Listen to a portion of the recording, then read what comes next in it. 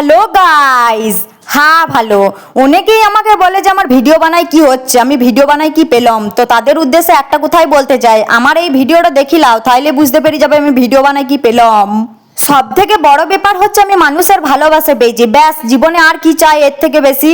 আবার এটাও বলে পয়সা পয়সা পাস নিস, বানাই কি লাভ হচ্ছে। তো আমি তাদের উদ্দেশ্যে আবার আরেকটা কথা বলতে চাই, একদিনে লয় তবে একদিন না একদিন ঠিকই হবে।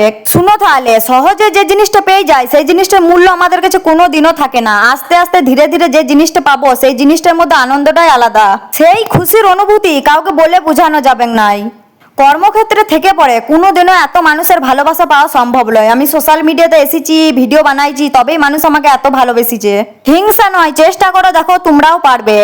ভিডিও বানানো হচ্ছে একটা ধৈর্যের কাজ, একটা ধ্যানের কাজ, যেটা সবাই পারে না। আর যারা পারে তারা জীবনে অনেক বড় কিছু করে লিয়েছে। তোমরা আমাকে এইভাবে ভালোবাসা দিয়ে যাও সব সময়তে। আর কথাগুলো আমি ভুল বললাম না ঠিক বললাম কমেন্টে কিন্তু অবশ্যই জানাবে।